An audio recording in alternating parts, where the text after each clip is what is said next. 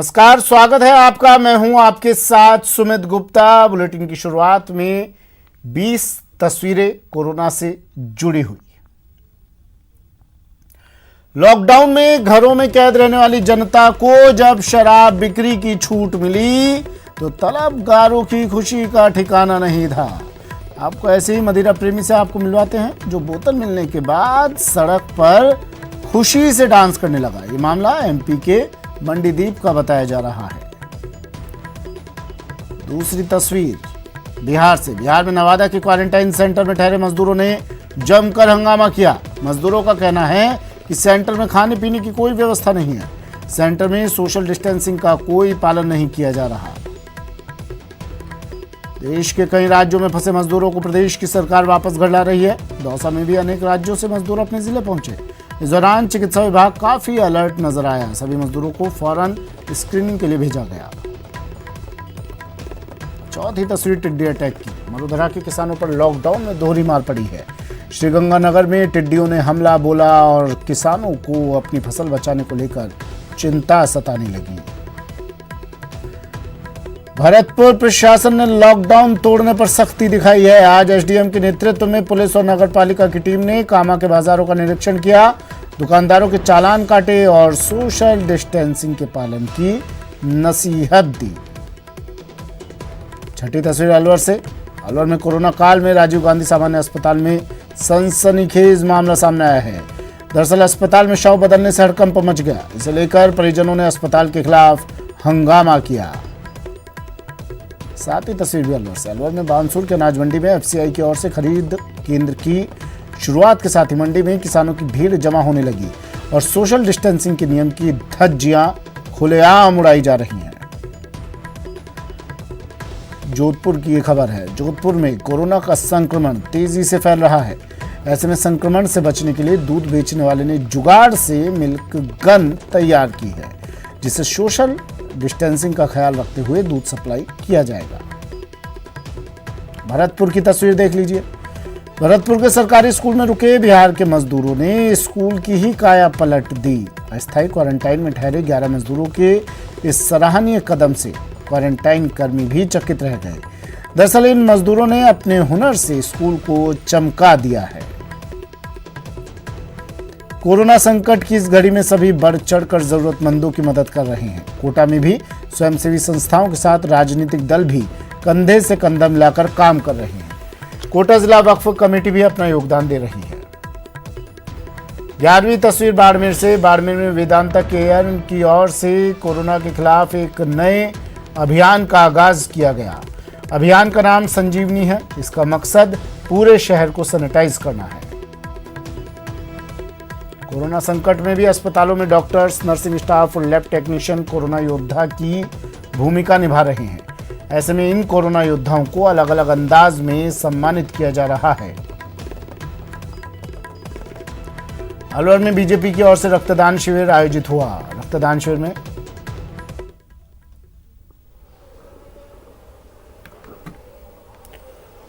और ये एक और तस्वीर देख लीजिए। उदयपुर से ये तस्वीरें हैं जहां श्रमिकों को लेकर ट्रेन रवाना हो रही है। लगातार रेलवे और राज्य सरकारों की मदद से इन श्रमिकों को इनके घरों की ओर भेजा जा रहा है। कपिल मेरे सहयोगी आप तक ये तस्वीर पहुंचा रहे हैं, हमारे साथ जुड़े हुए हैं फोन लाइन पर। श्रमिक स्पेशल ट्रेन कपिल रवाना। कितने श्रमिक इस ट्रेन से आज रवाना हुए हैं?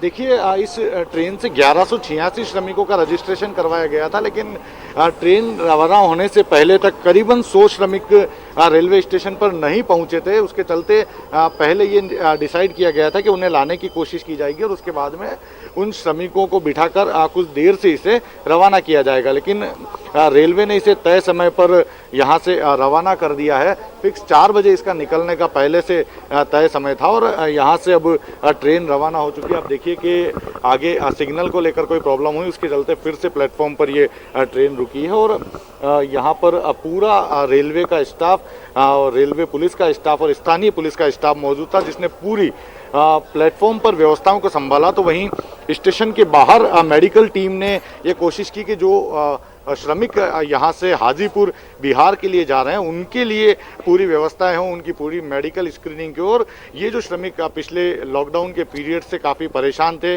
काम नहीं होने के चलते ये यहाँ पर अब यहाँ से अपने घर जाना चाहते थे, और अब सरकारों ने इनकी सुनी और स्पेशल ट्रेन के मार्फत ये घर के लिए रवाना भी हुए। बात करेंगे भैया, घर जाने के लिए कितनी उत्सुकता है? हाँ सर, बढ़िया है, घर जा रहे हैं हम लोग। किस तरह से जरूरत थी घर जाने की? कोई काम नहीं था? काम नहीं था सर, अब बैठे बैठे तो अब 2 महीना हो गया, अब घर तो जाना ही पड़ेगा, अब क्या करें।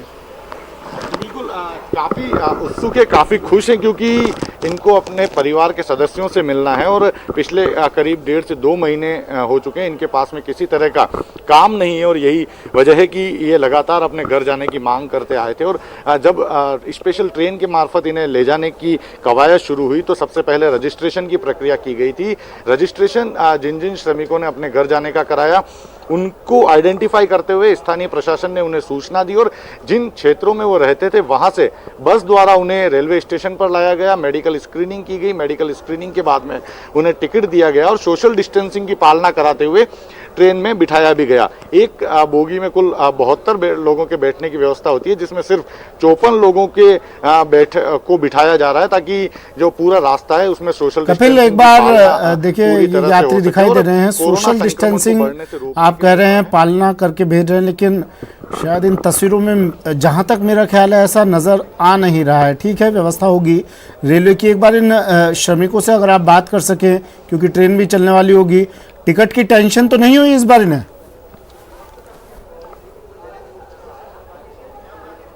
जी नहीं, देखिए सुमित, इस बार किसी तरह की राशि इनसे नहीं ली गई है। कुछ लोगों से बात करेंगे। भैया, सोशल डिस्टेंसिंग की बात की गई है, लेकिन आप लोगों में दूरी बहुत ज़्यादा नहीं बैठ पा रही है, ये बड़ी चुनौती है। दूरी तो है नहीं, वो जो सीट पे है तो पास में ज़्यादा है दूरी, आप लोग बना के रखो। देखिए, ये श्रमिक जो है वो एक कंपार्टमेंट में सिर्फ 6 श्रमिकों को बिठाया गया। हालांकि अंदर बैठने के बाद में अवेयरनेस इन श्रमिकों को भी रखनी होगी, क्योंकि रेलवे ने इनके लिए व्यवस्थाएं की है कि ज़्यादा लोगों को एक बोगी में नहीं बिठाया जाएगा, और एक बोगी में 54 श्रमिक जो है उन्हें यहाँ पर प्रवेश दिया जाएगा। चलिए, शुक्रिया कपिल तमाम जानकारी के लिए, तस्वीरें दिखाने के लिए। तो श्रमिक स्पेशल ट्रेन उदयपुर से रवाना।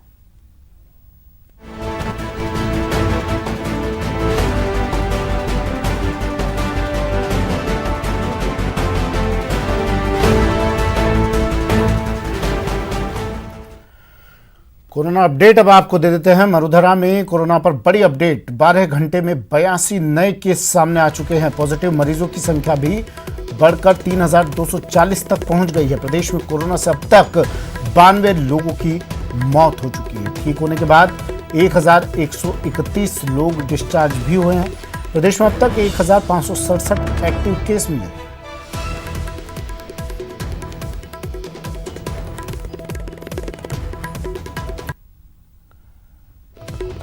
मैप के जरिए अब देख लीजिए कहाँ कितने केस मिले हैं।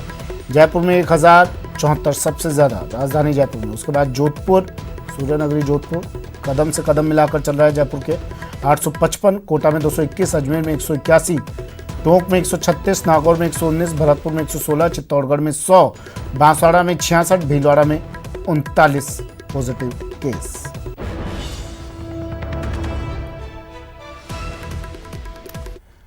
जोधपुर में बीएसएफ के 30 जवान भी कोरोना पॉजिटिव पाए गए। एम्स में इन जवानों की कोरोना जांच हुई। 57 जवानों की कोरोना जांच की गई, जिसमें से 30 जवान कोरोना पॉजिटिव मिले। दिल्ली के जामा मस्जिद और चांदनी चौक में जवान तैनात थे। 126 बटालियन के 57 जवानों को जोधपुर भेजा गया था। बीएसएफ के एसटीसी सेंटर में आइसोलेट थे ये जवान। 57 में से 30 जवान कोरोना पॉजिटिव।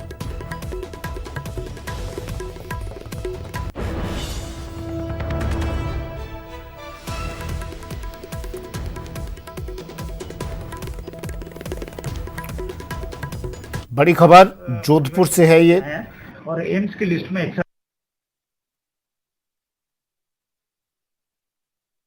45 केसेज नए आए हैं और एम्स की लिस्ट में 61 आए हैं और डीमस की आनी है टोटल करीब 868 हो गया। सर इसमें अभी एम्स की जो लिस्ट है इसमें बीएसएफ के जवान आए, जी हाँ, कितने जवान आए क्या है इसमें? 61 में से 29 बीएसएफ के जवानों का आया है। मुख्यमंत्री अशोक गहलोत वीडियो कॉन्फ्रेंसिंग करेंगे मंत्रियों अधिकारियों के साथ। शाम 6:30 पर मुख्यमंत्री की वीडियो कॉन्फ्रेंसिंग होगी। एमएसपी पर खरीद की प्रगति की समीक्षा मुख्यमंत्री करेंगे। खरीफ में बीज सप्लाई, यूरिया भंडारण की समीक्षा की जाएगी।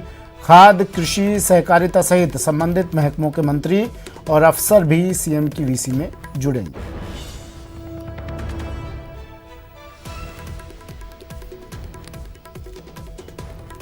छह 6:30 पर मुख्यमंत्री अशोक गहलोत वीडियो कॉन्फ्रेंसिंग के जरिए बात करेंगे मंत्रियों और अधिकारियों के साथ। बीज सप्लाई, यूरिया भंडारण की समीक्षा की जाएगी। इस वीडियो कॉन्फ्रेंसिंग के जरिए खाद्य, कृषि, सहकारिता सहित संबंधित महकमों के मंत्री और अफसर जुड़ेंगे। प्रदेश के सबसे बड़े सवाई मानसिंह अस्पताल ने प्लाज्मा थेरेपी से 2 मरीजों को ठीक कर दिया है। चिकित्सा मंत्री डॉक्टर रघु शर्मा ने वीडियो कॉन्फ्रेंसिंग के जरिए डॉक्टर्स को बधाई दी है। कुछ दिन पहले ही एसएमएस को आईसीएमआर से इस थेरेपी से उपचार करने की अनुमति मिली थी। नई नई चीजों पर हम लोग हमेशा काम कर रहे हैं और उसमें सफलता हासिल करते जा रहे हैं। तो इससे बड़ी गौरव की बात हम लोगों के लिए क्या हो सकती है। तो सबसे पहले चीफ मिनिस्टर साहब जो बराबर मॉनिटरिंग कर रहे हैं, उनके सफल नेतृत्व में हम सब लोग राजस्थान को कोविड से बचा पा रहे हैं। और जो गंभीर प्रकृति के मरीज हैं उनको आने वाले समय में प्लाज्मा थेरेपी के माध्यम से हम बचा पाएंगे। इस उम्मीद के साथ एक बार फिर आप सब लोगों को बधाई। और आप आपके जो नया प्रयोग आप करने जा रहे हैं एसएमएस में, इसमें भी आपका अचीवमेंट 100% रहेगा, ये मेरी उम्मीद है। बहुत बहुत धन्यवाद आपको। और जब क्रिटिकल कंडीशन में कोई मरीज होता है तभी प्लाज्मा थेरेपी कारगर होती है। तो उसमें ये वायरस ज्यादा एक्टिव हो जाता है और उन्हीं की मोर्टिलिटी ज्यादा होती है। तो ऐसी परिस्थिति में उनके जैसे ही वो स्टेज 2 में पहुंचते हैं, वहां प्लाज्मा थेरेपी में हम लोग ये कारगर थेरेपी है और इसका हम इस्तेमाल करेंगे। तो राजस्थान में एसएमएस हॉस्पिटल पहला अस्पताल बना जहां ट्रायल बेसिस पे 2 पेशेंट्स पे प्लाज्मा थेरेपी को हमने ट्रायल बेसिस पे किया और उनकी रिकवरी हुई। अब हम इसको आज राजस्थान में प्लाज्मा थेरेपी को विधिवत रूप से हम गंभीर मरीजों के ऊपर ये लागू कर रहे हैं थेरेपी को। और राजस्थान देश में चौथा राज्य बनेगा, केरल, मध्य प्रदेश और दिल्ली के बाद में चौथा राज्य बनेगा जहां प्लाज्मा थेरेपी से हम मरीजों को ठीक करेंगे। जयपुर से बड़ी खबर, प्रदेश के चिकित्सकों में नाराजगी है। दुर्व्यवहार होने से डॉक्टर्स में रोष। 8 मई को अब ये डॉक्टर्स ब्लैक फ्राइडे मनाएंगे। प्रशासनिक अधिकारी के खिलाफ एफआईआर की मांग इन्होंने की है। अजमेर महिला चिकित्सक मामले से ये बड़ी नाराजगी की। आईएमए और एआरआईएसडीए ने घोषणा कर दी है। सचिन मेरे सहयोगी हमारे साथ फोन लाइन पर जुड़े हुए हैं। सचिन, ऐसे वक्त में जब डॉक्टर तो हमेशा से ही हम लोगों के लिए धरती के भगवान के रूप में जाने जाते हैं, माने जाते हैं, लेकिन ऐसे वक्त में ये ब्लैक फ्राइडे, किस बात से नाराज हैं डॉक्टर्स?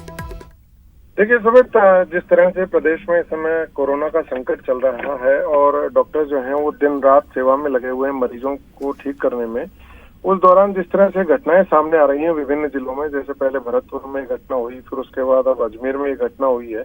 और ये घटनाएं भी जो है वो प्रशासनिक अधिकारियों के द्वारा जिस तरह से बार बार होना सामने आ रहा है, तो उसको लेकर के चिकित्सकों में काफी नाराजगी। और उनका ये कहना है कि डॉक्टर्स जो है वो काम कर रहे हैं, लेकिन कहीं ना कहीं प्रशासनिक अधिकारी जो है वो उन्हें शायद काम नहीं करने देना चाहते, या किसी तरह की कुंठा उनके मन में, इस तरह के आरोप जो है वो चिकित्सा संगठनों के द्वारा लगाए गए हैं। और यही वजह है कि उनके साथ अभद्रता होती है, उनके साथ दुर्व्यवहार किया जाता है, जिसको लेकर के जो है चिकित्सकों में नाराजगी। और यही वजह है कि इंडियन मेडिकल एसोसिएशन और ऑल, चलिए सचिन मैं फिर से लौट रहा हूँ आपके पास। डॉक्टर अजय चौधरी एआरआईएसडीए के प्रदेशाध्यक्ष हैं, हमारे साथ फोन लाइन पर जुड़े हुए हैं।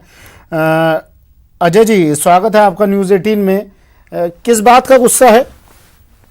धन्यवाद सचिन जी, शायद जयपुर से जुड़े हुए हैं सचिन जी भी। मेरा ये आपसे बड़ा नम्र निवेदन है और सरकार से भी आपके माध्यम से निवेदन है जी जी जी कि 15 दिन पहले एक घटना कारित होती है एक चिकित्सक के साथ में जो कि राजकार्य कर रहा है और तो और कोविड का कार्य कर रहा जी। है और सीएमएचओ के कार्यालय में बैठ के अपने ड्यूटी को अंजाम दे रहा है और वो भी बिल्कुल। महिला चिकित्सक है। रात को 8-9 बजे जाके वहां पे कोई एक एसडीएम है जो कि वहां जाती है और वहां जाके उनके साथ अभद्र व्यवहार करती है, सीएमएचओ को गालियां निकालती है, आरडीए पे जो रेजिडेंट डॉक्टर है उनके ऊपर, डॉक्टरों के ऊपर आपत्तिजनक और असंसदीय भाषा का इस्तेमाल करती है। और उसके बावजूद उनके जब वहां पे अन्य जो चिकित्सक बैठी थी डॉक्टर ज्योत्सा रंगा, उनके साथ में उनका हाथ में फोन देखा तो उन्होंने समझा कि वो रिकॉर्डिंग कर रही है और उस पर उन्होंने हाथ से फोन छीना, उनके साथ हाथापाई की। इस प्रकार की घटना कारित होती है और वही एसडीएम साहिबा उनको अपने प्रभाव का इस्तेमाल करते हुए, उनके पतिदेव भी हैं जो ब्यावर में एसडीएम है और वो दोनों ने मिलके और चिकित्सकों को प्रताड़ित और इस तरह से प्रशासन को दबाव में लेके बिल्कुल बिल्कुल। देखिए, समझ सकते हैं हम आपकी समस्या। आपने शिकायत की इसकी कहीं और कोई किसी तरह का वहां से रिप्लाई मिला आपको? एफआईआर दर्ज कराने के लिए जब थाने में गया तो एसपी महोदय कहते हैं कि क्योंकि वरिष्ठ अधिकारी है इसलिए इनके खिलाफ सीधे एफआईआर दर्ज नहीं हो सकती। तो क्या लोकतांत्रिक भारत की व्यवस्था में भी दो व्यवस्थाएं चलती है कि एक आम सामान्य चिकित्सक के साथ में कुछ भी और इन बड़े अधिकारियों के साथ में अन्य वीआईपी ट्रीटमेंट नहीं चलेगा? ये राजस्थान का चिकित्सक पूरे राजस्थान के प्रवासियों के लिए, सारे निवासियों के लिए अब एक जंग पर, एक सीमा पर जैसे जुटा रहता सैनिक होता है उसी भांति कार्य कर रहा है और राजस्थान को कोरोना से रक्षा के लिए प्रतिबद्ध है। और ऐसी परिस्थिति में अगर उसका मनोबल को तोड़ने का प्रयास किया जाता है, हमने 15 दिन इंतजार किया है और इस प्रकार की घटना कोई एक पहली घटना नहीं है। जहां भी ये घटना हुई है, हनुमानगढ़ में ये घटना हुई, भरतपुर में ये घटना हुई, उनके वीडियो वायरल हुए। एसडीएम साहब कभी कलेक्टर बनती है, कलेक्टर भी एसडीएम होता है कहती है, और वहां भरतपुर में तो हद ही पार कर दी कि एसडीएम साहब कहते हैं कि तुम चिकित्सक जैसे शकल से नजर ही नहीं आते हो, और वो वीडियो भी वायरल होते हैं उनके खिलाफ, उसके बावजूद कार्रवाई नहीं होती है और उनको चिकित्सकों को दबा दिया जाता है। ऐसी परिस्थिति नहीं सहन होगी। अब ये 8 तारीख को आप क्या करने वाले हैं सर? पूरे राजस्थान प्रदेश में आईएमए जो हमारा सबसे बड़ा संगठन है, पूरे देश का नहीं पूरे हिंदुस्तान का, और पूरे विश्व में भी आईएमए की शाखाएं हैं। तो ऐसी स्थिति में जो चल रहा है कार्य, तो उन्होंने हमारा साथ देने का ऐलान किया है। चिकित्सक सारे राजस्थान के एक है और हम राजस्थान के चिकित्सा कर्मियों से भी ये अपील कर रहे हैं कि वो हमारा साथ दे। और ये मान सम्मान की लड़ाई है, इसमें आत्मसम्मान को ठेस पहुंची है। हमारी मांगे हैं। सर मुझे इतना से बताइए, ब्लैक फ्राइडे मीन्स किस तरह, क्या स्वरूप होगा इसका? क्या कार्य बहिष्कार किया जाएगा? ब्लैक फ्राइडे में हम पूरी तरह से कार्य करेंगे, जनता को कोई परेशानी नहीं होने देंगे, लेकिन हमारा विरोध जारी करेंगे और इसकी गाइडलाइन हम शाम तक जारी कर देंगे कि क्या क्या गतिविधियां रहेंगी। चलिए, शुक्रिया अजय जी हमसे बात करने के लिए। अजय चौधरी हमारे साथ फोन लाइन पर जुड़े और बता रहे थे, प्रदेशाध्यक्ष ARISDA के, बता रहे हैं दुखी हैं, मन थोड़ा इनका दुखी है क्योंकि डॉक्टर्स से, चिकित्सकों से दुर्व्यवहार हुआ और इनकी कंप्लेंट भी दर्ज नहीं की गई। अब 8 तारीख को ब्लैक फ्राइडे ये तमाम चिकित्सक मनाने जा रहे हैं।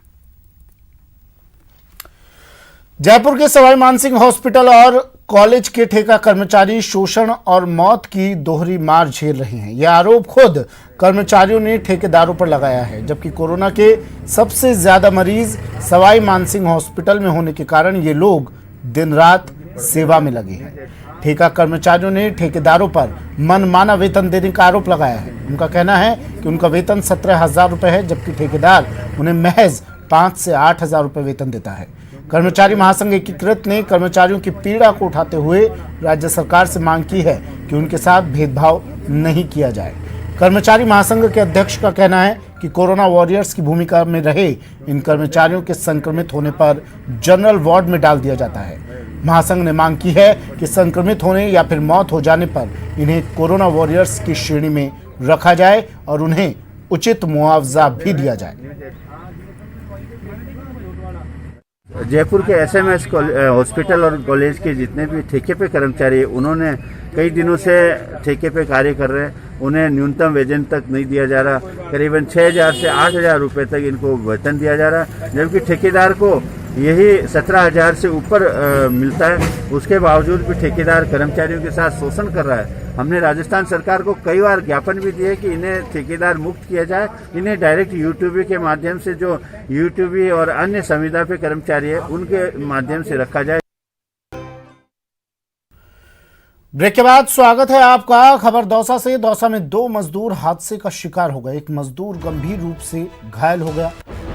ट्रेलर से आगरा जा रहे थे 12 मजदूर। बड़ी खबर, दौसा से 12 मजदूर आगरा जा रहे थे, तभी दुब्बी के पास सड़क हादसा हुआ जिसमें 2 मजदूर गंभीर रूप से घायल हो गए।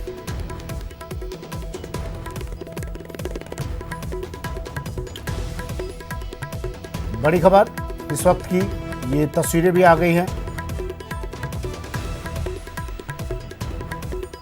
12 मजदूर ट्रेलर से आगरा की तरफ जा रहे थे, तभी रास्ते में ये हादसा हुआ। इस हादसे में 2 मजदूर गंभीर रूप से घायल हुए हैं। दुब्बी के पास ये सड़क हादसा हुआ है। सवाई माधोपुर के कोटा लालसोट मेगा हाईवे पर बड़ा हादसा हो गया जिसमें बाइक सवार 2 लोगों की मौत हो गई। सूचना के बाद मौके पर पहुंची मलारना डूंगर थाना पुलिस ने दोनों मृतकों के शव को डूंगर सीएचसी पहुंचाया, जहां पोस्टमार्टम के बाद शव परिजनों को सौंप दिया गया। फिलहाल पुलिस मामले की जांच कर रही है। नवी थाने पे मलारना चौड़ में कोई एक्सीडेंट हो गया है, उसमें हम मौके पहुंचे थे तो बाइक सवार 2 जने वहाँ रोड के सहारे पड़े हुए थे। सुबह क्यों घंटा मॉर्निंग की है, रोड खाली है, तो ये पता लगा किस वाहन से हुआ है। वाहन अननोन है। दोनों की लाश को वहाँ से लेकर के सीएचसी मलारना में लेके आए, दोनों का पोस्टमार्टम करवा दिया। बाड़मेर में वेदांता केयर की ओर से कोरोना के खिलाफ एक नए अभियान का आगाज किया गया। अभियान का नाम संजीवनी है। इसका मकसद पूरे शहर को सैनिटाइज करना है। हम लोग हेल्थ में कर ही रहे हैं, हॉस्पिटल का भी सफाई चल रही है, रेगुलर बेसिस पे एम्बुलेंस भी दिया हुआ है। लेकिन आज क्योंकि इस हफ्ते हमें ये भी पता चला कि ऑरेंज जोन में है तो काफ़ी लोग बाहर से भी अंदर आ रहे हैं, तो यहाँ पर इन्फेक्शन होने के चांसेस ज़्यादा हैं। तो 50-60 लोग आने शुरू भी हो गए हैं, तो हमें लगा कि हमें टाउन में भी ये काम शुरू करना चाहिए। बाड़मेर शहर के अंदर कच्ची बस्ती है, चाहे जितनी भी वार्ड है, इन सब में सैनिटाइजेशन किया जा रहा है। उनकी तरफ से ये सारा काम कराया जा रहा है। लॉकडाउन के चलते संकट की इस घड़ी में सभी बढ़ चढ़कर जरूरतमंदों की मदद कर रहे हैं। कोटा में भी स्वयंसेवी संस्थाओं के साथ राजनीतिक दल भी कंधे से कंधा मिलाकर काम कर रहे हैं। कोटा जिला वक्फ कमेटी भी अपना योगदान इसमें दे रहा है। कमेटी की ओर से लगातार राशन की किट और हरी सब्जियां कर्फ्यू ग्रस्त इलाकों में भेजी जा रही हैं।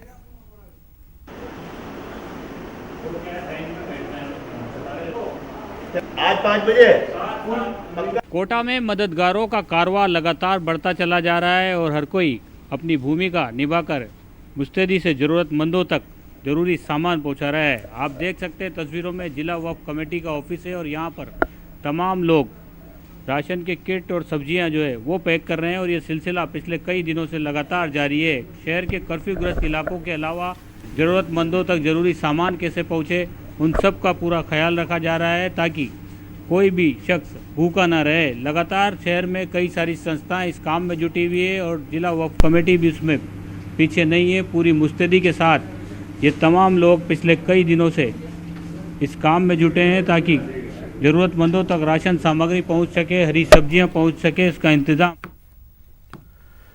कोरोना संकट में भी अस्पतालों में डॉक्टर्स, नर्सिंग स्टाफ और लैब टेक्नीशियन कोरोना योद्धा की भूमिका निभा रहे हैं। ऐसे में इन कोरोना योद्धाओं को अलग अलग अंदाज में सम्मानित किया जा रहा है। दौसा के अस्पताल में रक्तदान कोरोना वॉरियर्स का सम्मान किया गया, तो वहीं डॉक्टर्स ने भी फूल मालाओं के बजाय रक्तदान करने की सलाह दी। उद्देश्य भी था कि हम आप लोगों का सबके सम्मान करें, पूरी मेडिकल टीम का, प्रशासनिक का और सभी पुलिस वालों का। तो इन्होंने कहा हम फूल नहीं देके हम लोग आपको ब्लड डोनेट करना चाहते हैं, और तो इन्होंने हमने का भी ज़्यादा देना चाहते थे। वो अभी तो कलेक्टर साहब से बात की कि सोशल डिस्टेंसन रखते हुए 21 का रख लो और वीकली अगर जरूरत पड़े तो अपन नेक्स्ट रख लें। लॉकडाउन में भूख से व्याकुल लंगूर को जब ठेले पर फलों का अंबार दिख जाए तो क्या होता है, जरा ये तस्वीरें देखिए। ये तस्वीर है दौसा के गांधी सर्किल के समीप स्थित बस स्टैंड की, जहां ठेले पर वानर राज बैठ गए हैं। ठेला फलों से भरा हुआ है।